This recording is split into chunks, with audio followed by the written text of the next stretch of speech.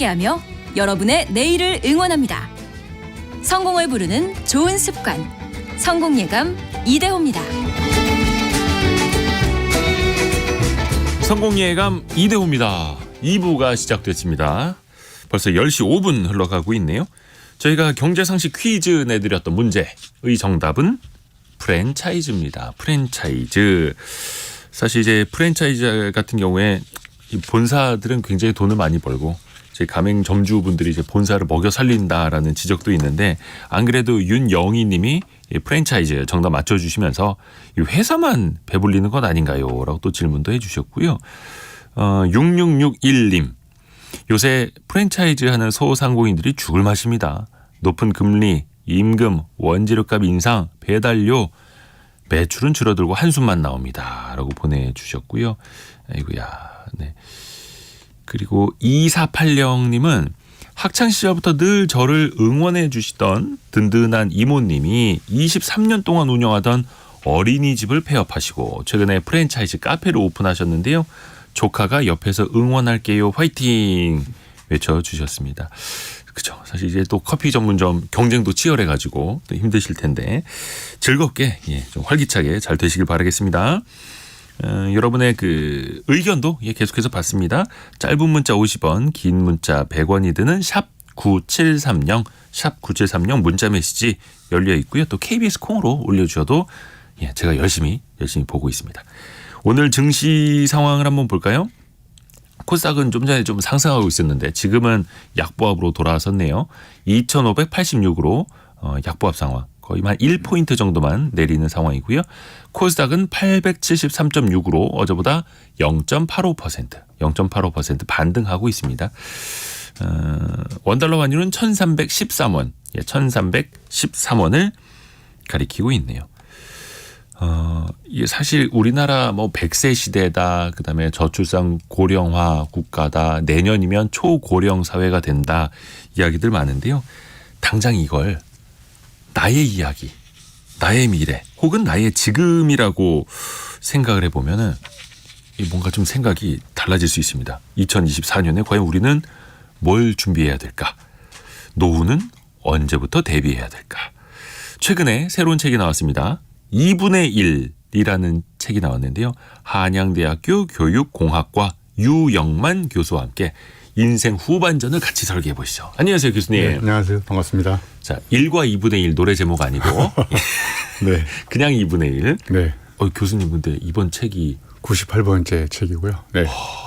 98권이나 출간을 하신 거예요? 네, 네. 와, 대단하십니다. 그럼 네. 올해 안에 100번째 책이 나오나요? 네, 100번째 책이 아마 상반기에 나오지 않을까. 네. 대단하십니다. 대단하십니다. 그 외람됩니다만, 제 유영만 교수님 그 네. 나이는 실례가 될까봐 여쭤보지 않겠습니다. 네. 네, 저랑 뭐 이렇게 한 5살 정도. 아니, 농담이고요. 네. 그 우리나라 뭐 평균 수명이 계속해서 길어지고 있고 이제 네. 기대 수명이 83.6세라고 합니다. 네. 예전에 뭐 인생은 60부터 뭐 이런 말도 있었는데 네. 인생 2막 혹은 인생 3막 이걸 언제부터 준비해야 할까요? 그건 상대적인 개념일 것 같아요. 보통 네. 이제 전반전을 뛰었다, 후반전을 시작한다 이렇게 생각하면 50을 기점으로 대부분 생각하는 것 같아요. 예를 들면 건강 100세 시대, 그러니까 50살 살았으니까 이제 1막을 뛰었구나. 절반. 네, 절반. 그러면 이제 50세 후반을 2막이라고 생각하는데 제가 보기에 그런 거는 조금 상대적인 개념인 것 같아요. 예를 들면 지금 20살이면 전반전을 뛰었다고 생각하면 40살까지 뛰는 거는 또 후반전이라고 생각하고 예. 또 40살까지 살았으면 그게 전반전이면 80살까지 사는 건 후반전이고 그러니까 이제 나이 시기별로 언제가 인생 2막 3막이 아니라 본인이 생각해 봤을 때 지금까지 살아온 게 전반전이다. 1막이다. 그러면 이제 앞으로 살아갈 건 2막이구나. 그래서 지금까지 살아왔던 삶과는 이제 근본적으로 다르게 살아보려고 하는 결심하는 순간이 저는 2막이 아닐까 이렇게 생각해 봤어요.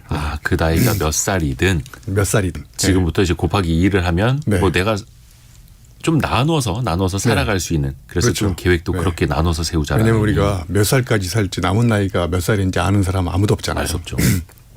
그러니까 우리가 살다가 언제 죽을지 모르잖아요. 예. 그러니까 살아있는 지금까지 살아온 삶이 전반전. 그러면 이제 지금까지 살아온 삶이 좀 뭐 재미없고 그 뭐 다리가 떨리고 그러면 앞으로 후반전은 심장 뛰는 삶을 살아야 되겠다. 뭐 이렇게 생각하는 결단하는 순간이 저는 인생 이막이 아닐까 이렇게 생각해봤습니다. 그게 몇 살이든. 몇 살이든 관계없습니다. 네. 그래서 책의 그 제목도 2분의 1이 그런 2분의 1 의미를 네. 담고 있는 겁니까? 네, 네. 네. 근데 이제 그런 이야기도 있습니다. 그 뭐든지 이제 나누는 게 아니라 또 곱하기도 때로는 필요할 때가 있고 네. 그래서 숫자 1이 유일한 네. 나라고도 말씀을 해주시더라고요. 네. 그러니까 이제 나이가 들수록 저는 더하기 인생보다 빼기 인생을 사는 게 늘리기보다 줄이기 인생. 그래서 2분의 1이라는 걸 먼저 내세운 것도 예. 지금 해오던 습관, 안 좋은 습관을 절반으로만 줄여도 그러면 그 줄이는 순간부터 그 에너지가 따로 생기거든요. 부가적으로. 그러면 이제 그 남은 에너지를 가지고 좋은 습관 안 했는데 뭐 생각만 했던 습관이라든지 이런 거는 이제 2배로 늘리면 그런데 놀랍게도 2분의 1 곱하기 2를 하면 정확히 딱 1이 되잖아요. 네. 네. 그러니까 전대미문에 아니면 대체 불가능한 유일한 나가 되려면 네. 일단 절반으로 줄여라. 그러면 이제 2배로 늘릴 힘도 생기지 않느냐. 그래서 이제 수학 공식처럼 2분의 1 곱하기 2는 1 이렇게 만드는 거죠. 네. 아하. 절반으로 줄이고. 네. 그러니까 나쁜 건 절반으로 줄이고 좋은 건 네. 2배로 늘리고. 2배로 늘리면 이제까지 내가 살아왔던 삶과는 전혀 다른 모습으로 제2의 내가 탄생하는 그런 순간을 우리가 맞이할 수 있을 것 같다라는 생각을 해봤습니다. 네. 담배 끊고 그 담배 10값살 또 모아서 책 한 권 사고. 그렇습니다. 네, 딱 맞습니다. 좋습니다. 올해도 금연 이렇게 결심하신 분들 많이 계시지 않을까요? 네. 근데 이제 중요한 건 이제 나답게 살아가는 거다라고 이제 말씀을 해 주시는데요. 50 지수라는 게 있어요. 네. 그러니까 저 책에 이제 5가지 카테고리별로 이렇게 10가지 문장을 만들었거든요. 예. 그러니까 첫 번째가 이제 아무래도 나이 들면서 또는 뭐 젊었을 때도 마찬가지겠지만 건강에 관련된 게 가장 많이 고민하잖아요. 네. 그래서 그걸 제가 이제 야성이라고 이름을 줬어요. 야성. 네. 네. 자, 그러면 이제 몸이 건강하면 그다음에 이제 머리가 필요하잖아요. 지성, 지력. 예. 그래서 이제 공부에 관한 거, 중년 이후에 또 이제 공부를 어떻게 해야 될 것인지, 지력을 어떻게 늘려야 될 것인지. 그래서 이제 두 번째 카테고리를 지성에 관한 거 이제 10개의 문장을 만들었어요. 자, 그럼 야성과 지성을 다음에 또 뭐가 필요할 것 같냐 그러면 우리가 상대방하고 이야기를 할 때 재미있게 유머러스하게 언어를 잘 구사하는 사람들이 있잖아요. 예, 이렇게 이제 말에 관한 거. 그 매력적인 언어 처방전을 제가 한 10개를 만들었어요. 예, 그걸 제가 이제 감성이라고 이름을 줬고요. 자, 그다음에 이제 우리가 살아가면서 또 통렬한 기쁨과 가장 또 아픈 슬픔, 뭐 기쁨 이런 거 다 어디서 오냐면 인간관계에서 오잖아요. 그러니까 사람 관계에 관한 거, 정성을 들여서 인간관계를 가꾸는 방법 이런 것도 10개. 네네네. 자, 그러면 이제 야성, 지성, 감성, 정성, 마지막에 이제 탄성, 행복에 관한 거. 감탄사를 어떻게 하면 많이 만들까. 그래서 이게 5성급 성공 모델을 만들어가지고 그 카테고리별로 10개의 문장에 대해서 스스로 이렇게 체크해보게 만들었어요. 네네. 그래서 그 지수를 딱 진단해보면 내가 지금 어떤 삶을 살고 있는지 예를 들면 내가 오색 찬란한 인생을 살고 있는 사람 이런 사람들은 뭐 거의 그 5가지 카테고리별로 나무랄 데 없는 인생을 사는 사람들이죠. 예.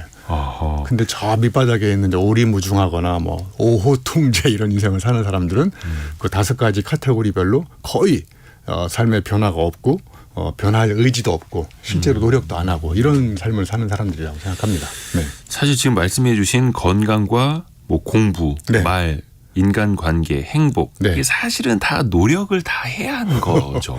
그렇죠. 저절로 되는 건 없습니다. 그렇죠.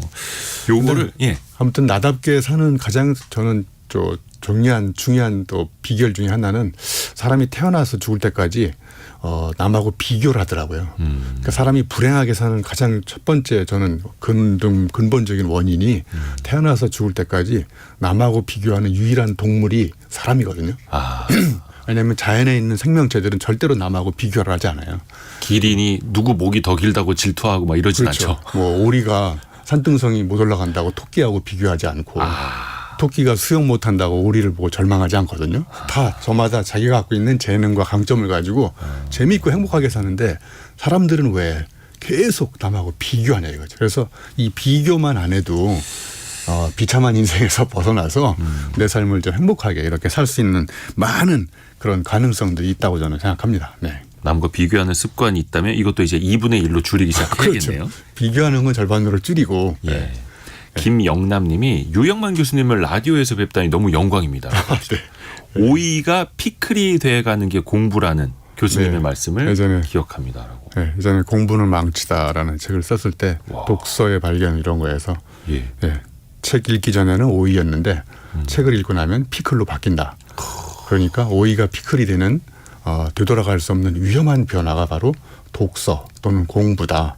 그러니까 책을 함부로 읽으시면 위험한 사람이 된다. 뭐 이런 이야기를 해본 적이 있어요. 책도 뭐 이렇게 안 읽는 사람보다 한 권만 읽는 사람이 더 이제 위험하다라고 하고. 네, 맞습니다. 안진수님이 언어의 마법사시네요라고 또 이렇게 유영만 네. 교수님을 또 반겨주고 계십니다. 고맙습니다. 네, 네. 자, 그러면 건강, 공부, 말, 관계, 행복 요거를 좀 나누어서 네. 한번 배워보겠습니다. 이제 어떻게 해야 하는지. 네네. 근데 당연히 건강 관리를 잘 해야 된다라는 말은 너무나 당연한 건데 이게 체력이 돈과도 연결이 된다고요? 맞습니다. 그러니까 저 체력은 실행하는 데 필요하잖아요. 네. 그 실행력을 딱 가운데 행자를 딱 줄이면 실행력은 실력이 되잖아요. 그러니까 내가 뭔가를 하는데 필요한 실력은 책상에 앉아가지고 머리로 써서 닦아내는 게 아니라 나가서 뭔가 행동해보고 몸을 움직여서 해봐야 되잖아요.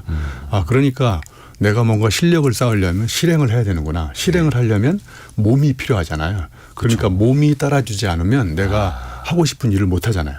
예를 들면 우리가 꿈을 꾸는데 꿈의 목적지까지 가는데 머리로 갈까요? 몸으로 갈까요? 꿈의 목적지까지 가는데 몸으로 가요. 몸으로 가잖아요. 네. 그러니까 이제 몸이 부실하면 인생도 이제 부도가 나는 거죠. 인생도 부도가 나나요? 네, 그래서 저는 이렇게 얘기해요. 사람들한테 몸을 바꾸기 전에는 꿈도 꾸지 마라. 그러니까 너의 몸이 바로 신체성이잖아요. 이 신체성이라는 게 한 사람의 정체성을 딱 볼 수 있거든요. 네. 제가 우리 이대호 대표님을 이렇게 딱 봤을 때 몸을 보면 네. 사람의 몸에는 과거가 담겨 있어요. 안 좋은 얘기 나올 것 같은데요? 네, 그리고 현재 무슨 일 하는지도 몸에 담겨 있고 네. 더 중요한 거는 네. 미래 가능성이 신체성에 들어 있어요. 그래요? 그러니까 나의 미래를 바꾸는 방법은 어떻게 해야 되느냐? 몸을 바꾸는 거예요. 네, 그래서 대부분이 제가 보기에 부자도 장기전에 승부사들이잖아요. 뭐 네네네. 주택복권 뭐 이렇게 해가지고 부자 된 사람도 있지만 다 시행착오도 겪어보고 이렇게 되고 저렇게 되고 넘어지고 자빠지고 그런데 그럼에도 불구하고 좌절하고 절망하지 않고 꿈의 목적지까지 간 것은 이 집중력, 인내심, 뭐 포기하지 않는 멘탈도 필요하지만 그 멘탈을 서포팅하는 밑바탕에서 가장 강력하게 이렇게 지원해주는 지원군이 저는 이 신체성, 몸, 체력이라고 생각해요. 실행력 이것이 곧 실력이고 그 네. 중간에는 행동을 해야 되고 행동하려면 체력이 있어야 되고 네. 아까 그 인생 부도라고 표현을 해주셨는데 요즘에 어떤 건설사들 뭐 부도가 났네 또 어떤 건설사는 워크아웃 들어갔네 이야기를 네. 하지 않습니까? 네. 사실 워크아웃이 군사를 뺀다. 몸을 맞습니다. 만든다, 네네. 관리한다라는 뜻 아닙니까? 그래서 맞습니다. 네. 우리가 건설사만 워크아웃 들어가는 게 아니라 나 스스로 부도 나기 전에 건강 워크아웃을 해야 네. 된다. 네. 맞습니다. 중요한 말씀입니다. 이게 또 새해 또 번쩍 또 생각보다 일어나 네. 이제 또 어디 헬스장 가서 결제하고 오고 그럽니다. 근데 이게 건강 관리에 그 2분의 1 공식을 적용한다면 네. 이거는 그럼 어떻게 하는 거예요? 뭐 이제 아까 우리 저 대표님 아나운서님 얘기했듯이 예. 뭐 담배를 절반으로 끊고 그 값으로 책을 2배로 사고 이런 거하고 비슷한 예. 거죠. 그러니까 이 책에다가 각 5가지 카테고리별로 절반으로 줄여야 될 거 2배로 늘려야 될 거를 카테고리별로 10개씩 그러니까 50가지를 만드는 거예요. 자, 예를 들면 뱃살은 절반으로 줄이고 익살은 2배로 늘리고 그러면 제가 또 의도적으로 사람들한테 기억하기 쉽게 언어를 이렇게 유의를 써가지고 기억하기 쉽게 만들었어요. 자, 예를 들면 또 우리가 운동을 하면 땀이 나잖아요. 네네네네. 그러니까 땀은 2배로 늘려야 되잖아요. 그죠? 네. 근데 침은 언제 나오냐면 시기하고 질투할 때 침이 나오잖아요. 침. 네, 침. 네네네. 그러니까 침은 절반으로 줄이고 땀은 2배로 늘리고. 네, 뭐 또 예를 들면 검토하는 건 절반으로 줄이고 행동하는 건 2배로 늘리고. 네. 사실 뭐 대단하게 어려운 일이 아니거든요. 우리가 조금만 관심을 가지고 노력을 하면 작은 행동의 변화가 정말 엄청난 그 습관의 변화로 이어진다고 생각합니다. 네. 야, 언어의 마법사라는 표현이 딱 맞네요. 그리고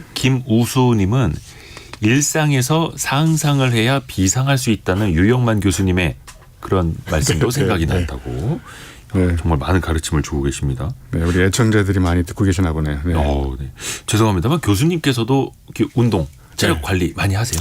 네, 저는 이제 그 스승님들 덕분에 예전에 90년대 초 유학을 갔었는데요. 공부하다가 체력이 안 돼가지고 쓰러진 적이 있어요. 그래서 그때 쓰러졌을 때 제가 젊을 때요? 젊었을 때요. 90년대 초면은 뭐 30년 전 정도 되겠네요. 그러면 그때 제가 뭐를 깨달았냐면 뇌력이라는 게 체력이 없으면 뇌력도 안 나오는구나. 네. 그러면 내가 나이 들어서도 건강한 뇌력을 발휘하려면 몸이 따라줘야 되겠구나. 그래서 생존 차원에서 운동을 시작해가지고요. 예, 매일 아침 오늘 아침에도 운동하고 왔는데 한 30년 이상 매일 아침에 운동을 합니다. 혹시 어떤 운동을 하세요? 예, 하루는 유산소 운동, 예. 하루는 근육 운동 이렇게 이제 번갈아서. 예, 그러니까 나이 들수록 또 더 필요한 게 근육이라고 하잖아요. 네. 예, 그래서 저는 재테크나 금테크는 망할 수 있지만 근테크는 절대 망하지 않는다. 근테크, 네, 근육 근육 테크. 네. 그리고 돈 들여서 살은 뺄 수 있는데요. 돈을 들여가지고 근육을 만들 수는 없습니다. 그러니까 근육은 오로지 내가 땀을 흘려서 만드는 유일한 건 아니지만 저는 강력한 산물이라고 생각해요. 또 그만큼의 노력도 들어야 되는 거고요. 맞습니다. 네. 이게 사실 이제 근육 테크, 근테크 하는 게 이게 쉽지가 않죠. 네, 그렇죠. 매일매일 또 부지런해야 되고. 근데 지금 교수님은 30대 때보다 지금이 훨씬 더 건강하다라고 자부하실 수 있겠네요. 자부는 아니지만 뭐 생체 세포가 점점 이제 노후돼서 내려가니까 네. 어쩔 수 없는데 뭐 뱃살도 줄이고 허리둘 저는 행복의 비결이 예. 허벅지 둘레를 늘리고 예? 뱃살은 절반으로 줄이고 저 그 반대로 가고 있는데. 예. 예, 그러니까 뱃살이 늘어난다는 거는 이제 내장 지방 대사증후군이 늘어날 수 있는 가능성이 늘어나는 거고요. 허벅지 두께가 늘어나면 네. 잘은 모르겠지만 그 혈당도 여기서 많이 소비한다고 그러고요. 예, 그러니까 행복은 허벅지 두께의 정비례, 뱃살 둘레의 반비례. 이야. 그러니까 그러면 자 뱃살은 2분의 1로 허벅지는 2배로. 네. 자 해보자고요. 할 수 있습니다. 네. 자 이런 생각이 드는 건 연초이기 때문입니다. 또 하나 건강 다음에 이제 아까 공부하는 거 말씀을 해주셨는데 네. 이게 이게 사실 공부는 해야지. 네. 나도 배워야지. 해봐야지 하는데 또 이것도 쉽지가 않습니다. 이거 어떻게 시작을 해야 될까요? 그러니까 우리가 이제 근육이라고 그랬을 때 피지컬 머슬만 생각하잖아요. 신체 네. 근육만. 네. 그런데 멘탈에도 머슬이 있습니다. 멘탈 머슬. 그래서 정신 근육이라고 하는데 우리가 어떤 힘든 상황, 어려운 상황에 처했을 때 두 가지 부류의 사람이 있거든요. 그 상황에 직면하자마자 막 흔들리는 사람, 집중하지 못하고 조급해하는 사람이 있고요. 어떤 사람은 그런 상황이 와도 느긋하게 여유롭게 그리고 천천히 이렇게 복잡한 문제들을 실타래 풀듯이 이렇게 하나씩 풀어나가는 거를 저는 전문 용어로 지성의 폐활량이 높은 사람이라고 생각해요. 지성의 폐활량. 네. 그러니까 지성의 폐활량이 높은 사람들은 어떤 사람이냐면 책을 많이 읽은 사람. 그래서 내 안에 그 문제를 해결할 수 있는 대안의 경우의 수가 굉장히 많은 거예요. 그러니까 웬만한 문제가 딱 왔을 때 그럼 이 사람들은 책을 안 읽은 사람들은 막 조급해하면서 의사결정이 제대로 이루어지지가 않거든요. 왜냐하면 네. 조급해하니까. 예. 근데 이 폐활량이 높은 사람들은 문제가 와도 거꾸로 매달려 가지고 복잡한 실태를 하나씩 풀어나가요. 그러니까 지적 인내심이 굉장히 높은 사람이에요. 그런 사람들이야말로 제가 보기에 멘탈 머슬이 강력하게 다져진 사람이고 그런 사람들이 평상시에 이 정신 근육을 단련하기 위해서 계속 뇌에다가 색다른 자극을 계속 준 사람들이죠. 네. 지적 인내심, 지성의 폐활량. 근데 네. 이것도 계속해서 공부를 해야 하는 거고요. 맞습니다. 네. 약간 방법적으로는 어떻게 해야 될까요? 뭐 당연히 이제 독서 많이 하세요라는 말은 예, 다들 하겠습니다만. 네.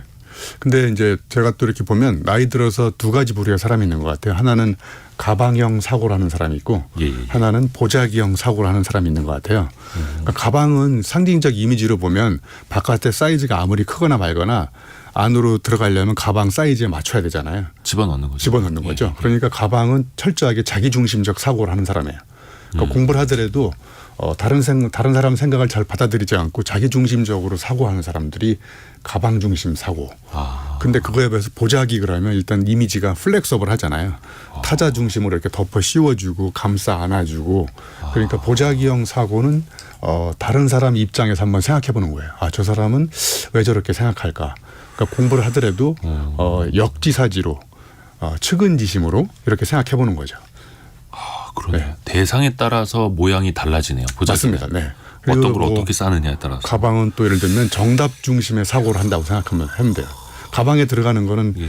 정해져 있거든요. 예. 근데 보자기로 덮어 씌울 수 있는 건 정해져 있지 않잖아요. 네. 그러니까 해답이라는 특징이 바로 뭐냐면 내가 어떻게 해석하는지에 따라서 이게 답이 될 수도 있고 아닐 수도 있고 그러니까 해답은 여러 가지지만 정답은 한 가지밖에 없잖아요. 근데 정답은 또 누가 정한 거냐면 내가 정한 게 아니라 다른 사람이 정한 답을 내가 찾아 나가는 공부가 저는 그 가방형 공부라고 생각하고 보자기형 공부는 내가 어떻게 해석하는지에 따라서 이 세상에 저건 정답이고 이 정답이 이 상황에서는 무리가 돼서 정답이 아닌 경우가 생길 수도 있잖아요. 그런 공부를 하는 게 저는 나이 들어서 좀 필요하다고 생각합니다. 네. 아, 나이가 들수록 더더욱 보자기형 보자기형 공부. 배움을 네. 해야 된다. 네. 네. 더 유연하게요. 네. 어디 갇혀 있지 말고. 네. 근데 사실 이제 공부도 어떻게 보면 이제 호기심에서부터 네. 시작이 되지 않습니까? 네. 어떤 분들은 이제 천성적으로 호기심이 많은 분들도 있고 어떤 분들은 아예 없는 분들도 있고 네. 저 같은 경우에는 초등학교 4학년 때 선생님한테 수업 시간에 네. 질문을 하도 많이 해서 쫓겨난 적이 있어요. 아. 그런 경우가 생길 수 있죠. 네. 근데 또 이게 질문을 안 하시던 분들은 아 이게 질문을 어떻게 해야 하는지를 모르겠다 하시는 분들이 있거든요. 맞습니다. 그래서 요즘에 이제 인공지능 시대에 질문이 중요하다고 그러잖아요. 그래서 질문을 어떻게 하느냐에 따라서 우리가 얻을 수 있는 답이 바뀌는 거고. 그래서 저는 이 질문을 한다는 것은 어떤 테크닉, 기법, 기계의 문제가 아니라 저는 사랑의 문제라고 생각해요. 제가 좋아하는 미국의 메리 올리버라는 작가가 있는데요. 그분이 우주가 우리에게 준 두 가지 선물이 있는데 하나는 사랑하는 힘, 하나는 질문하는 능력이래요. 그러면 제가 가만히 생각해 보니까 사랑하는 힘하고 질문하는 능력은 두 가지 능력이 아니라 한 가지 능력인 것 같아요. 사랑하고 질문이 어떻게 이어지죠? 왜냐면요. 예전에 우리 예. 이대호 대표님 누군가 사랑할 때 사랑하는 사람에 대해서 호기심이 궁금한 게 많았어요. 아, 엄청 적었어요. 많죠. 엄청 많았잖아요. 지금 뭐 하니? 그렇지. 밥 집에 잘 먹었니? 들어갔는지 예. 뭐. 아, 그거네요. 처갓집의 땅은 얼마나 되는 이런 거 다 궁금했잖아요. 그죠? 근데 어느 순간부터 질문이 없어지기 시작하지 않았나요? 밥은 먹었는지 뭐 땅은 팔아 먹었는지 집에 들어갔거나 말거나 이렇게 관심이 끊어지고 네. 사랑이 식으면 질문이 없어지는 거예요. 집에 들어가서 애들은 그렇죠. 밥은 그러니까 결론적으로 생각하면 뭐냐면 아 내가 뭔가를 사랑하면 네. 그냥 질문이 폭발합니다. 네. 그러니까 질문을 잘하는 방법은 내 일을 사랑하는 거예요. 자 예를 들면 회사 다니는 사람들을 직장인하고 장인 두 명의 사람이 있어요. 네네. 직장인은 자기 일을 사랑하지 않아요. 예를 들면 그래서 질문이 없어졌어요. 그래서 어제와 비슷한 방식으로 일을 해. 네네. 그러니까 직장인은 월요일 아침에 출근할 때 심장이 뛰지 않고 다리가 떨리는 거예요. 아 그러네요. 근데 장인은 자기 일을 너무너무 사랑해. 예. 그러니까 질문이 막 쏟아지는 거예요. 이 일을 잘하려면 어떻게 해야 되지? 이 방법 말고 다른 방법은 없을까? 그래서 막 질문을 던져놓고 누가 시키자는 데 불구하고 자발적으로 이 일 잘하는 방법을 연구를 합니다. 그러니까 장인은 월요일 아침에 출근할 때 다리가 떨리지 않고 심장이 뛰는 거죠. 질문은 사랑에서 나온다. 사랑에서 나온다. 네. 야, 진짜 여러분도 한번 그 기억을 더듬어 보세요. 내가 어떨 때 과연 질문을 많이 했었는지. 네. 와, 그 공통점을 딱 그냥 꿰뚫어 주시네 그냥. 그리고 질문을 또 하는 방법 중에 하나는요. 측은지심, 역지사지 이런 걸 생각해 보면 좋을 것 같아요. 네. 자, 예를 들면 이게 적절한 예가 됐을지 모르겠는데 저는 고등학교 때 제가 용접을 했었거든요. 네. 오. 네. 수도공고 다니면 용접을 하다가 예. 용접이 잘 안 될 때 지금 고백하면 소주를 좀 마셨거든요.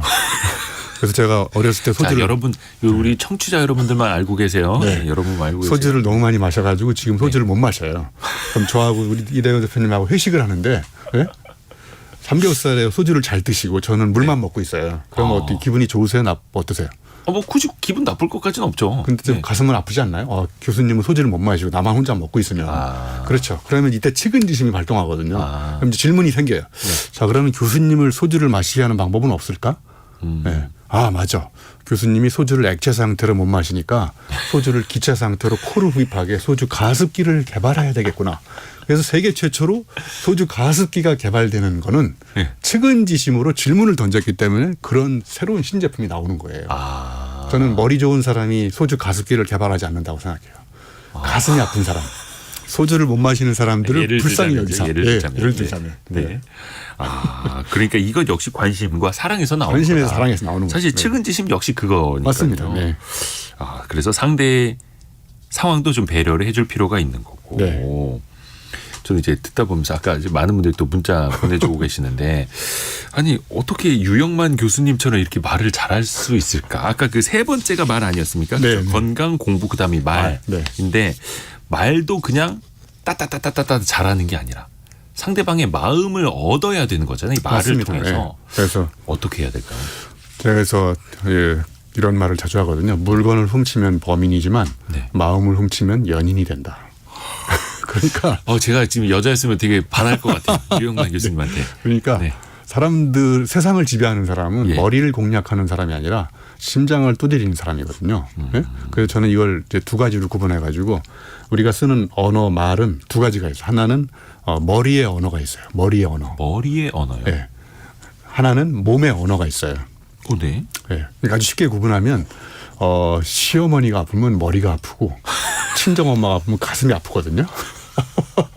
왜 그런 거냐면 이거 웃으면 안 되는데. 네. 머리가 아프다는 얘기는 나하고 관계가 없을 때 머리가 아픈 거예요. 가슴이 아픈 거는 저 타자의 아픔이 나의 아픔처럼 느껴지기 때문에 가슴이 아픈 거예요. 이 가슴이 아플 언어가 바로 몸으로 겪어본 사람들이 감성적으로 설득할 때 의미가 심장에 꽂히거든요. 근데 머리의 언어는 본인이 겪어본 게 없어요. 그러니까 주로 남의 이야기를 가지고 설명을 해요. 그러면 봐보세요. 남의 이야기를 가지고 쭉 설명하는 사람들이 감동시키는 경우는 거의 없어요. 여기서 또 언어 유를 한번 쓰면 의미가 머리에 꽂히면 그거를 골 때린다고 그러고요. 의미가 심장에 꽂히면 의미 심장해지는 겁니다. 골 때리는 것과 의미 심장해지는 것. 네. 의미 심장 차이네요. 네. 의미 심장해지는 방법은 본인이 겪어본 이야기를 어느란 어투도 상관없습니다. 본인이 겪어본 이야기를 체중이 실린 언어로 이야기를 하면 사람들은 저 사람이 저런 경험을 해서 저런 걸 깨달았구나. 이런 이제 설득의 언어, 몸의 언어가 저는 사람을 감동시키는 언어라고 생각합니다. 네. 그래서 이거 역시 2분의 1과 곱하기 2를 하자면 네. 어떻게 해봐요? 설명은 절반으로 줄이고 네. 설득은 2배로 늘리고 머리의 언어는 절반으로 줄이고 몸의 언어는 2배로 늘리고 이렇게 하는 거죠. 네. 그리고 또 요게 그 일반론이라고 할 수는 없겠습니다만 몇몇 네. 분들은 약간 조금 이제 나이가 들어가면서 좀 고집이 더 세지고 네. 내가 또 경험해 본 것도 성공한 게 있다 보니까 자기 주장이 강해지고 네. 이걸 그대로 남에게 가르치려고 하고 그런 경우가 좀 있잖아요. 네. 그런 분들에겐 좀 어떤 조언이 가능할까요? 이제 우리가 요즘에 꼰대라는 말이 많이 유행하고 네. 나도 꼰대가 아닌가 이렇게 생각해 보기도 하는데요. 네. 첫 번째 꼰대는 일단 입력은 고장 났는데 출력만 살아 있어요. 그러니까 이게 무슨 이야기냐면 과거 10년 전에 군대 갔다 왔던 얘기, 내가 과장 시절의 이야기. 그러니까 이 주로 사람들한테 좀 좋은 인상을 주지 못하는 사람들의 주요 특징이 주로 과거에 얽매여 있어요. 네, 저는 그래서 죄송하지만 오비 모임에 잘 안 나가거든요. 옛날 제가 직장에서 근무했던 한 동고동락했던 그런 모임에 가보면 미래 이야기를 하는 경우도 있지만 주로 과거 이야기를 너무너무 많이 하는 것 같아요. 네. 그리고 또 하나는 이제 저는 친구가 많은 사람들을 보면 입담의 달인이라기보다 경청의 달인인 것 같아요. 네? 누구를 만났는데 1시간 만났는데 한 40분 이상 50분을 혼자 자기 이야기를 계속 하는 거예요. 그러면 그거 들어주는 것도 좀 한계가 있잖아요. 힘들죠. 네. 그러니까 진짜 경청을 잘하는 사람, 남의 이야기를 잘 들어주는 사람, 이런 사람들이 다른 사람들한테 친구가 많은 것 같고, 그리고 또 존중해주고 배려해주고 이런 게 사실 우리가 잠깐만 신경 쓰고 관심을 가지면 얼마든지 할 수 있는 일들인데 네. 그냥 만나면 과시하고 자랑하고 옛날 이야기하고 들어보면 배울 게 없고 이런 경우가 많은 것 같습니다. 네. 요거 역시 그러면 뭔가 2분의 1로 줄이고 2배로 늘리고 요거는 그럼 어떻게? 네, 그러니까 예를 들면 자꾸 남을 가르치려고 하는 거는 티칭이라고 그러잖아요. 네네네. 근데 남이 갖고 있는 가능성을 이렇게 찾아서 질문을 던져가지고 그분의 가능성이 뭔지를 이렇게 한번 생각해보게 하는 걸 코칭이라고 하잖아요. 네네네. 그러니까 티칭은 절반으로 줄이고 코칭은 2배로 늘리고. 그러니까 답은 내 안에 있는데 그 답을 못 찾는 사람들한테 질문이라는 마중물을 던져가지고 저희가 들어가 보면 이거 있구나 이렇게 발견하게 만드는 게 저는 코칭이라고 생각하거든요. 네. 이야. 그다음에 또 티칭은 절반으로, 코칭은 2배로. 네. 그다음에 지시하는 건 절반으로, 넌지시 알게 해주는 거는 2배로. 와. 혹시 어디 이렇게 마술 학원 다니세요? 네. 평상시 거의 언어의 마법사셔가지고 습관적으로 이렇게 이제 언어를 의도적으로 공부를 해서 왜냐하면 이건 이제 역시 책을 쓰고 이 강의라는 사람이라서 어떻게 하면 내가 이야기하는 문장 또는 말하는 거를 짤막하게 하면서도 촌철살인의 임팩트를 줄 수 있을까 이런 걸 연구하다 보니까 이제 그렇죠. 네.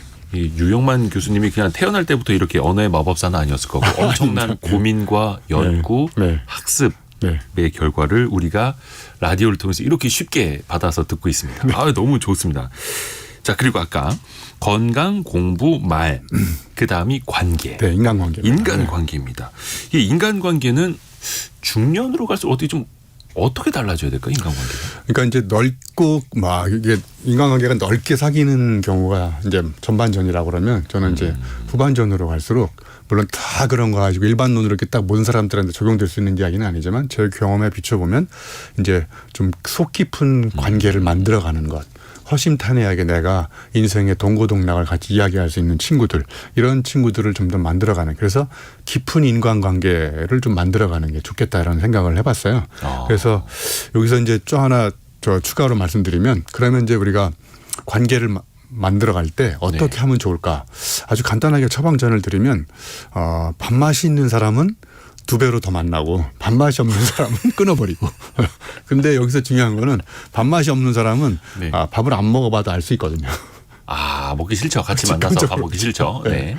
그래서 이 철학자 중에 스피노자라고 네. 코나투스라는 전문 용어를 썼는데요. 아주 쉽게 얘기하면 내가 누군가를 만나기 전에 이렇게 심장이 뛰고 기쁨이 있는 사람이 있어요. 기쁨을 주는 사람. 근데 누군가를 만나기 전부터 막 슬픔이 밀려오는 사람이 있거든요. 그러니까 기쁨을 주는 사람은 2배로 늘리고 슬픔을 주는 관계는 끊어버리고 이게 바로 이제 코나투스가 에티카라는 철학책에서 이야기한 거거든요. 네. 자, 우리 여성분들한테 질문을 던지면 명절 때 시댁에 갈 때 발걸음이 무거울까요? 가벼울까요? 저는 아무 말 안 하겠습니다.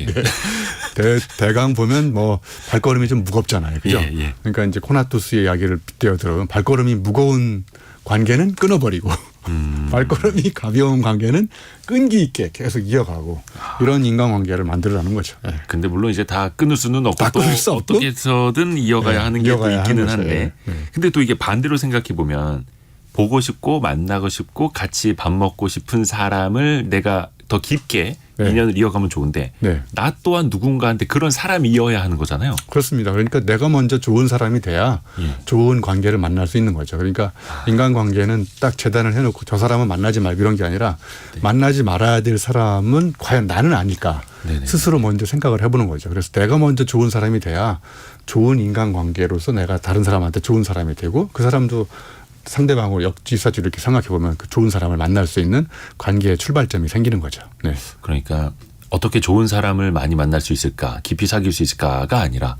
본인이 내가 먼저. 어떻게 좋은 사람이 되어줄까. 맞습니다. 그래서 내가 먼저 내 이야기만 계속 하는 사람은 아닌지 나는 스스로 과시하고 자랑하고 옛날 이야기만 하는 사람은 아닌지 나는 누군가한테 어떤 배움을 던져줄 수 있는 그런 지적 호기심을 줄 수 있는 사람인 건지 스스로 계속 고민을 해보면 이렇게 하면 안 되겠구나 이런 이제 자아 반성을 할 수도 있는 계기가 되겠죠. 네. 와, 그래서 그 유영만 교수님에게 같이 이제 밥맛의 기준으로 밥맛을 높여줄 수 있는 사람이 저도 한번 또 되어보고 싶은데요. 네. 멋집니다. 근데 이제 젊은 사람들하고도 이제 소통하시려는 중장년들도 있지 않습니까? 네. 사실 배우는 것도 젊은이들에게 배우는 것도 중요하다고 네. 하고. 근데 일단은 젊은이들에게는 그냥 접근하는 것 자체가 그냥 꼰대로 비춰줄 수도 있겠고요. 맞습니다. 좀 네. 어떻게 하면 좋을까요? 이제 가장 중요한 거는 내 생각도 틀릴 수 있다는 생각을 가는 게 중요할 것 같아요. 내 생각은 옳은 거니까 너네 한번 내 이야기를 들어봐. 팔로우 미 나를 따라 이렇게 하는 것보다는 내 생각도 왜냐하면 내 생각도 내 생각이 아닐 수 있거든요. 왜냐하면 나도 모르는 사이에 남의 생각이 내 머릿속에 들어와서 끊임없이 생각이 계속 탄생하는데 가만히 생각해 보면 내가 생각하는 것이 과연 옳은 것일까? 이런 것도 한번 생각해 보는 거죠. 그래서 통념도 한번 이렇게 통렬하게 한번 부정을 해보고 내가 믿고 있는 신념은 과연 올바른 근거나 가정에 기반을 두고 생긴 것일까? 이렇게 생각해 보는 거죠. 뭐 예를 들면 리처드 바크가 쓴 갈매기의 꿈에 보면 이런 이야기 나오잖아요. 높이 나는 새가 멀리 본다. 네. 예. 이걸 혹시 믿으시나요? 눈이 좋은 새가 더 멀리 보겠죠? 네, 그 새가 가시죠. 제가 동심을 다 깨버려가지고. 네. 그 새가 갈매기인데요. 예. 갈매기는 근시라고 합니다. 근시. 아. 그래서 멀리 못 본대요. 그게 어떤 의미일까요, 그러면? 그러니까 그 높이 나는 새가 멀리 본다라는 거를 우리가 통념으로 믿고 있는데 그 새가 갈매기라면 근시기 때문에 멀리 못 본다는 거예요. 그러니까 우리가 옳다라고 믿는 신념도 한번 물음표를 던져놓고 생각해 보는 거예요. 뭐 예를 들면 속담 중에도 뭐 누워서 떡 먹기, 예. 뭐 식은 죽 먹기라고 그러는 누워서 떡 먹다가 큰일 납니다. 기도 막혀 죽을 수도 있잖아요. 그죠?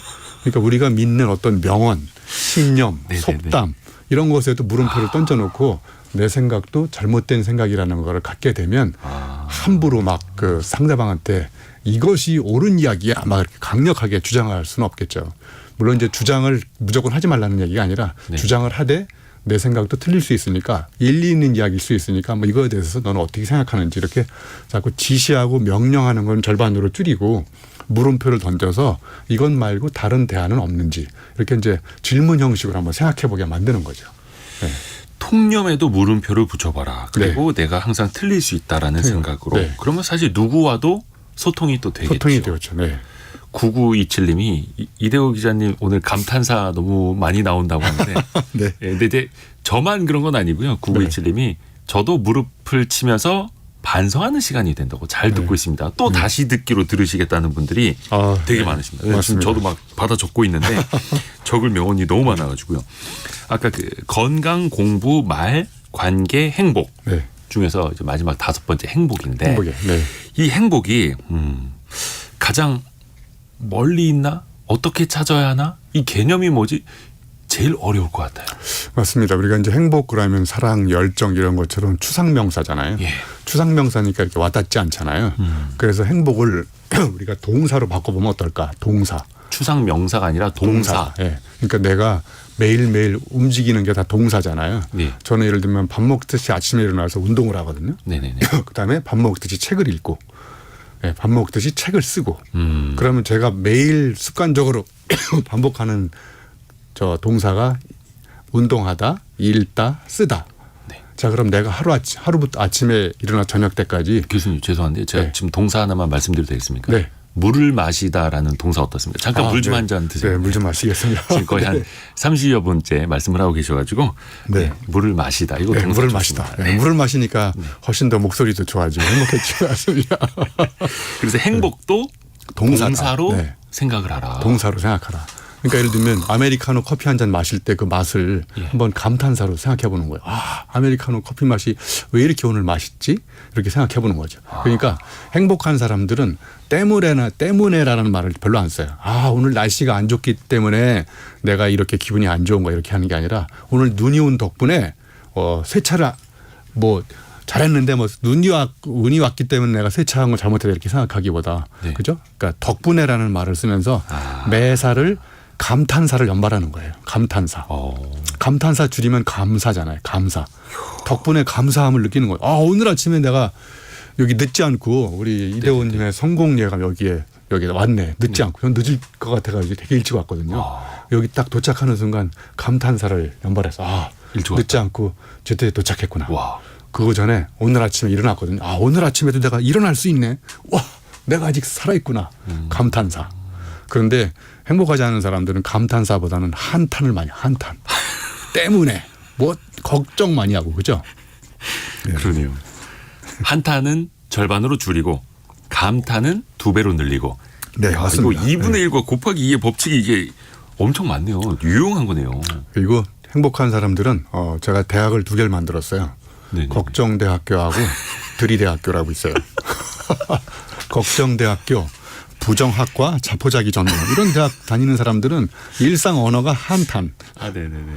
그리고 저 TV에 속담에 이런 말이 있잖아요. 걱정을 해서 걱정이 없어지면 걱정이 없겠네. 아, 그러니까 걱정해가지고 해결될 문제가 거의 없다는 거예요. 걱정이 너무 많아서 걱정이죠. 그렇죠. 걱정할 필요가 없거나 걱정해도 어쩔 수 없는 일을 붙잡고 걱정을 계속하면 머리만 아프잖아요. 그래서 제가 걱정대학교 옆에다가 들이대학교 저질러학과 뒤수습 전공 이런 대학을 만들었어요. 그래서 뭔가 생각하고 고민하고 이렇게 하지 말고 나가서 한번 행동해보고 안 되면 다시 하면 되잖아요. 뭐 넘어지면 일어나면 되고. 야, 네. 정말 멋진 말씀 너무 많이 해주셔가지고 네.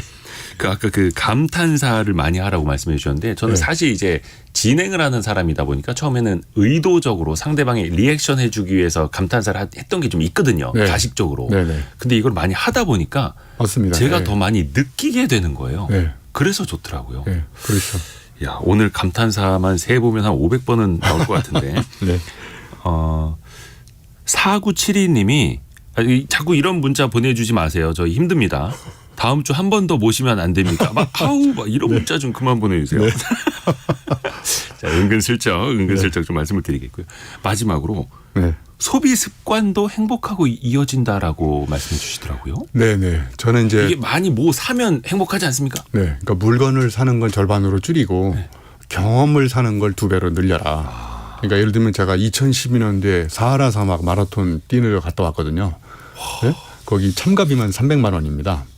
아니 사막을 뛰는데요? 네. 그리고 또 2015년도에는 제가 킬리만자로 올라갔다 왔어요. 5,800m. 와 대단하십니다. 그러니까 이렇게 이제 경험을 사면 그게 오래 지나갔음에도 불구하고 내 몸에 강렬한 흔적이 남아 있어요. 그때의 기분, 그때의 느낌, 그때의 감정들이. 근데 물건을 사면 아시겠지만 사람마다 다르겠지만 물건을 사는 순간 욕망이 딱 충족되는데 욕망은 또 다시 꿈틀거리기 시작하잖아요. 또 다른 걸 물건. 사려고. 네. 그러니까 사도 끝이 없잖아요. 근데 경험은 사면 살수록 엄청난 깨달음을 얻게 되고 거기서 배움을 얻게 되고 그리고 또 나만의 어떤 스토리가 생기고 그래서 그때 겪었던 이야기들을 다른 사람들이 이야기하면 교훈도 되고 그래서 똑같은 돈이지만 물건을 사면 그 즉시 행복할 수 있지만 오랫동안 행복감이 유지되지 않지만 경험을 사면 행복감이 오랫동안 유지된다는 걸 알게 됐어요. 네. 큰일 났네 이거. 저희가 경험을 계속 사고 싶거든요. 네. 근데 시간이 다 돼가지고 우리 유영만 교수님의 경험을 끝이 없이 사고 싶은데 네. 이 곱하기 2를 또 계속하면 더 좋을 것 같습니다. 우리 유영만 교수님 통해서. 박헌님이 너무 멋지시다고 정신이 혼미할 정도로. 근데 말씀드리면서 와 우리 유영만 교수님이 왜 혹은 어떻게 책을 98권까지 쓰셨는지를 느낄 수 있는 짧은 시간이었습니다. 앞으로도 좀 더 네. 기대를 해보고 때로는 저희가 조금 더 귀찮게 해드릴 수도 있을 것 같습니다. 네. 한양대 교육공학과 유영만 교수와 함께했습니다. 고맙습니다. 네, 고맙습니다. 감사합니다. 라디오 정보센터 잠시 다녀옵니다. 윤석열 대통령이 김건희 여사 주가 조작 의혹 특별검사법 등 이른바 쌍특검 법안에 대해 제2요구권, 거부권을 행사했습니다. 홍익표 더불어민주당 원내대표는 대통령이 본인과 가족을 지키기 위해 국민과 대결을 선택한 것이라고 밝혔습니다. 전세 사기 피해자 등으로 688건이 추가 인정돼 공식 인정된 누적 피해가 1,900건을 넘어섰습니다. 현지 시간 4일 미국 휴양지 괌에서 한국인 관광객 1명이 총격으로 숨졌습니다. 미국 중부 아이오와주의 고등학교에서는 총격 사건으로 1명이 숨지고 5명이 다쳤습니다. 지난 1일 일본 이시카와현 노토반도 강진으로 인한 사망자가 91명으로 늘었다고 교도통신이 보도했습니다. 부상자는 약 400명, 이재민은 3만 3천여 명으로 파악됐습니다. 지금까지 라디오 정보센터 조진주였습니다. 장은희 님이 유영만 교수님과 함께한 시간 너무 짧아요라고 지금 이제 막 항의성 글을 올려주시는데 우리 똑같이 편성을 했는데 거의 한 40분 가까이 말씀 나눴는데 이거 되게 상대적인 겁니다. 시간이 그냥 후딱 갔습니다. 거의 인터스텔라에서 보던 그런 상대성 이런. 자, 여러분의 질문도 많이 들어오고 있는데요. 애프터 서비스 시간입니다. 곽지현 리포터 어서 오세요. 네, 안녕하세요. 자, 첫 번째 질문은요. 네, 청취자 김정희 님이 보내셨습니다. 아파트에 화재가 나면 손해배상은 어디에서 해주나요? 일단 그 화재보험법에 따라서 단체 화재보험이 의무화되어 있습니다. 네. 일단 16층 이상 고층 아파트는 이게 의무적으로 들어있다 하고요. 네. 의무가 아니더라도 아파트 같은 경우에는 15층 이하도 인적, 물적 피해 보상을 위해서 화재 보험에 가입돼 있다는 곳이 많다고 합니다. 이거는 그 관리비 고지서 있지 않습니까? 네. 이걸 보셔도 알 수가 있겠고 또 관리사무실에 문의를 또 해보시는 게 좋을 것 같습니다. 네. 이어서 2261번님은 가정 전기에 의문점이 있으면은 어디에 전화하면 될까요? 하셨는데요. 한국전력공사 콜센터에 전화하시면 됩니다. 예, 국번 없이 123번 123으로 전화하시고요. 여기 전화하시면 상담하고 민원 신청, 또 전기요금 계산, 조회 납부도 할 수 있고 또 복지 할인 신청, 또 청구서 변경도 할 수가 있습니다. 이 전화 외에 인터넷으로도 확인할 수가 있죠. 이 검색창에 한국전력공사 이렇게 입력하셔서 홈페이지에 들어가시면요. 맨 위에 세 번째 한전온 ON 한전온 클릭하시면 됩니다. 이것도 번거롭기 때문에 바로 검색창에 한전온으로 검색하시면 되고요. 또 스마트폰으로 한전온 앱에서도 확인할 수가 있습니다. 네, 다음 질문은요. 네, 2033번님 세계적으로 고령화 추세는 어떤가요?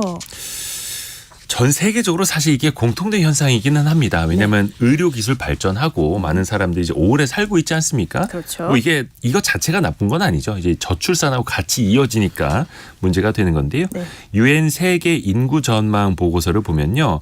전 세계 모든 지역에서 2025년까지 노인 인구가 계속 증가할 거다. 특히 2020년에는 세계 인구 중에서 65세 이상 노인 인구가 9.3%였는데 2050년이 되면 전 세계 인구의 16%가 될 것이다 라고 전망을 하고 있습니다.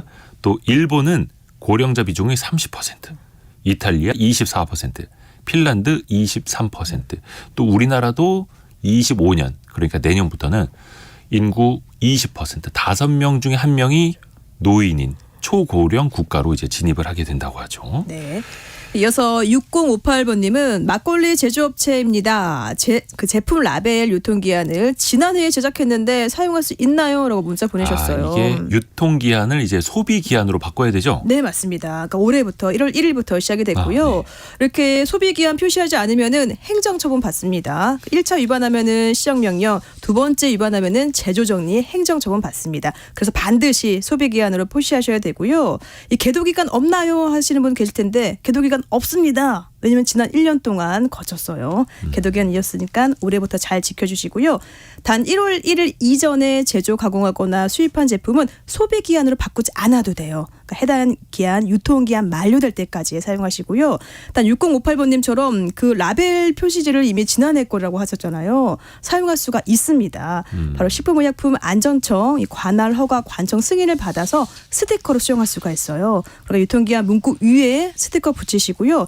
단 그러니까 겹쳐서는 안 돼요. 그러니까 유통기한 위에 소비기한 스티커를 붙여야 됩니다. 네, 곽지연 리포터 수고 많으셨습니다. 네, 고맙습니다. 자, 그리고 조금 전에 들어온 질문 9522님이 유영만 교수님 말씀 운전하느라 메모를 할 수 없었는데요. 유튜브 다시 보기 있나요? 물론 있죠. KBS 1라디오 유튜브 채널 구독 눌러주시고 또 알림까지 설정을 해주시면 아마 오후에 올라갈 것 같은데요. 영상 보실 수 있습니다. 그리고 내일은 별책부록 찾아가는 날입니다. 투자도 인생도 버핏처럼이라는 좋은 책 여러분께 또 소개해드릴게요. 성공 예감은 오늘도 여러분을 응원합니다.